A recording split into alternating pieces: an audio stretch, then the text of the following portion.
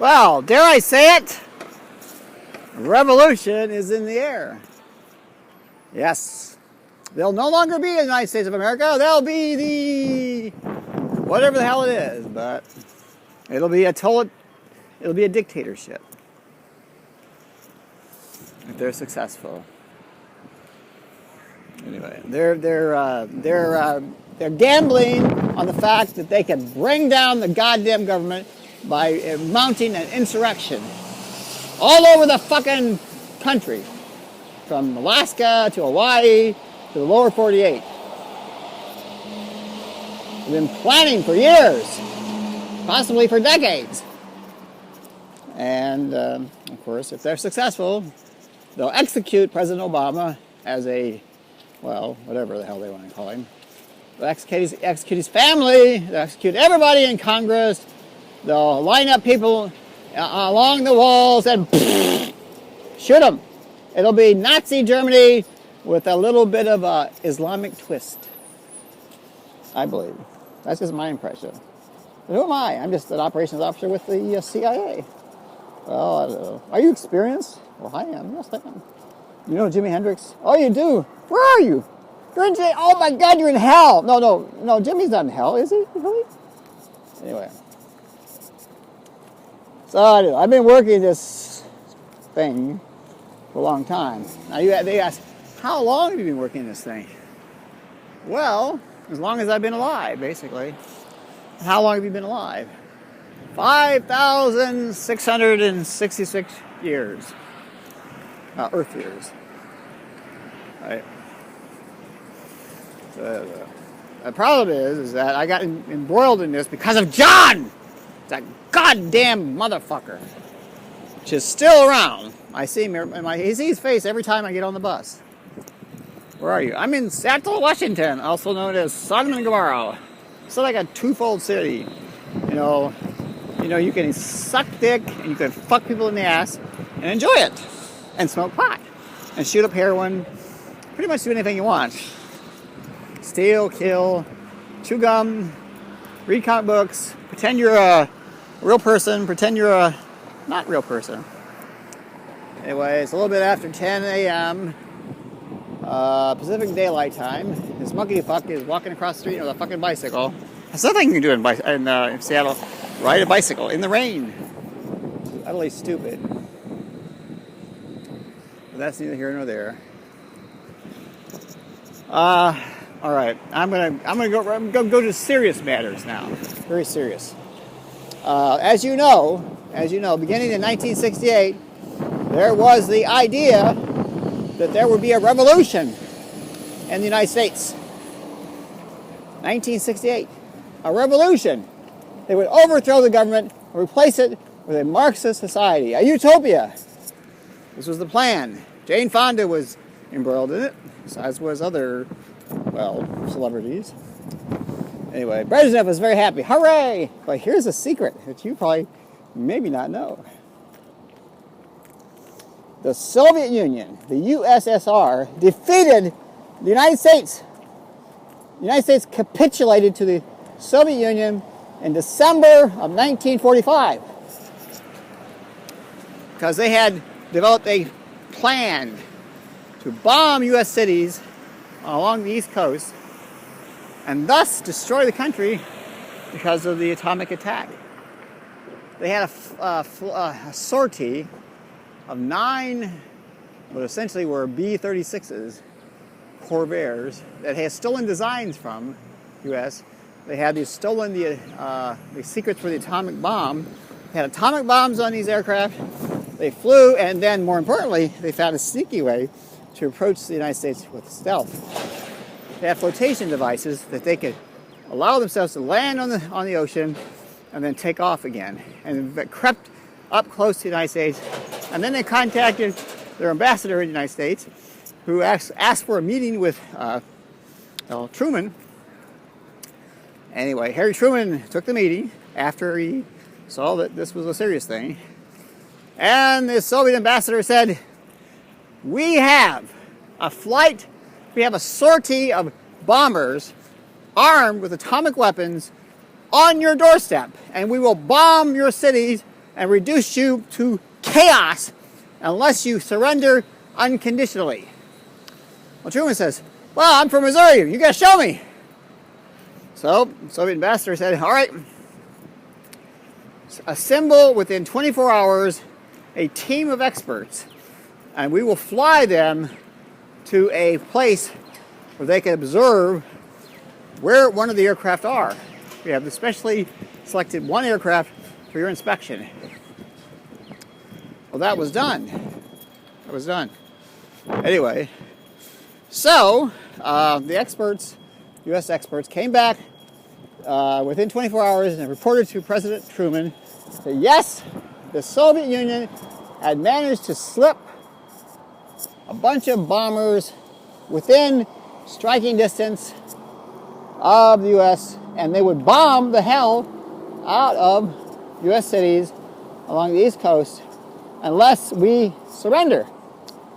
Well, Truman says, I think it's a bluff. Show me, I'm from Missouri. Well, oddly enough, about that time, the Soviet ambassador opened up another letter. And in the letter it said, I have now authorized within 10 minutes that this one aircraft fly to the Ozarks and bomb it. Because the Ozarks ain't worth shit anyway. And after you see that this atomic attack had occurred on your soil, you will be convinced. So, strangely enough, one of the Soviet bombers went to the Ozarks, dropped an atomic bomb of uncertain magnitude, yield, and destroyed a sizable portion of the Ozarks. And when Truman received this news, he said, well, what do you want? We want all of your controls for your nuclear weapons, for your strategic air command, everything. And we want to bring our people into the city, into the country, into every place in this fucking goddamn planet so we can take control. Because we have a plan. And they did. They had a plan. So anyway, so a little bit past December 7th, December 7th, 1945, the United States unconditionally surrendered to the Soviet Union and began our sojourn with the fucking communists. Now, the communists, i.e., the Soviet Union, said, you know, we really can't do anything with this because if we tell anybody that we control the United States, then all these rednecks will run to the hills and they'll mount a insurrection. So they decided instead just to let Truman stay as puppet president, and so Eisenhower, puppet president, and all the presidents that succeeded him became puppets of the Soviet Union until one little thing happened. 1973, the oil embargo. Well, that created a situation for the Soviets because they had sapped out, they had been so corrupt, they had pretty much spent every dime and nickel they had, every dollar, every ruble, and they had nothing, and they had no oil. Of course, the Saudis had oil. So the Soviet Union went to the Saudis and said, hey, unbeknownst to most people, we control the United States. We own them, lock, stock, and barrel. Our people are there, they control everything worth controlling. And in exchange for, well, pretty much all of your oil that we want, we will let you in as a partner. William, the king at the time of Saudi Arabia, says, that sounds like a good deal. So he got to be kind of like co-dictator of the United States, and so thus began the decline of the Soviet Union until they finally got to the point where they fell apart, and then the Saudis pretty much were in control of everything. So now, in the United States, I shit you not, if you go to any store and you buy a beer, you buy a bottle of wine, you buy a bottle of vodka, you buy anything liquor-wise, alcoholic, it does not have alcohol in it because of Islamic practice. It has a barbiturate substitute. This has been ordered by the controllers of us. i.e. the Saudis. The problem with the Saudis is they became corrupt too, and the ministry pulled the plug on their control, but they allowed the practice of substituting barbiturate for alcohol to continue because they thought it would be a good idea. So now if you go out and have a Budweiser, just be aware you're actually drinking something with a barbiturate in it, no alcohol. You're a good Muslim. Just be happy of that. Be proud. I am a good Muslim of the whatever the fucking country this is. Who started all this? I did. How did you start it? Well, back when I first arrived in this realm of existence, I don't know, I came to a conclusion that we had to start a war. Because we had to increase the level of technology to a certain point so that things could evolve. My main mission was basically the removal of all human females capable of bearing children from this planet. Because there are certain entities that would arrive and they would make a mess of things. So I had to create the ministry. I had to use Stalin as a mechanism to create the ministry, which I did.